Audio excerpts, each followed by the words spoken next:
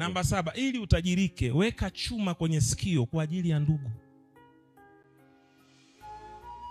Acha lawama, acha kukubali, acha kuogopa lawama za ndugu. Ndugu hawezi kukuheshimu wewe bila kunyanyuka. Wewe ni shahidi, unawajua ndugu zako.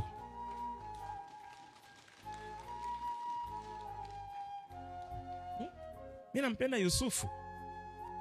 Yusufu aliwaambia ndugu zake, I have a vision, this is my vision.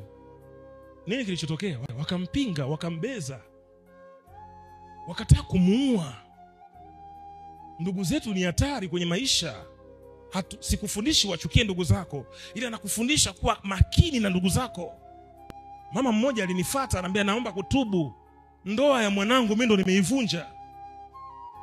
Nilimfuata mume wake, nikamweleza mabaya ya uongo. Mume wake akavunja ndoa kwa sababu mimi ni mama yake mzazi, siwezi kusema uongo kwa mtoto wake. Naomba nitubu. Nikamwambia hiyo mimi so Mungu, mfuate mwanao kamwombe msamaha. Kwani huyo mwanaume alinioa mimi? Mfuate mwanao kamwombe msamaha. Na mfuate yule mwanaume uliyemwambia uongo, mwambie yote uliyosema ni ya uongo. Naweza niambia jitahidi. Ulivyokuwa mbea ulinishirikisha. Ndugu zetu wa karibu wanaharibu mambo yetu kaka.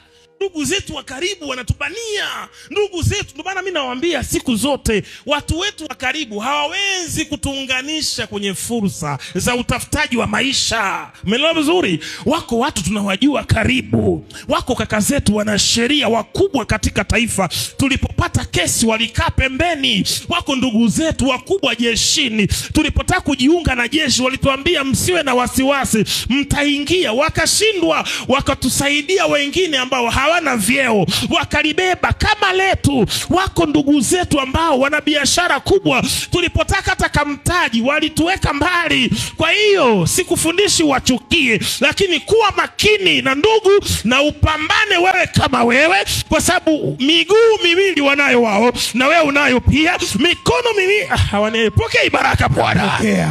Namba ngapi hapo? Inasemaje? Weka chuma kwenye masikio.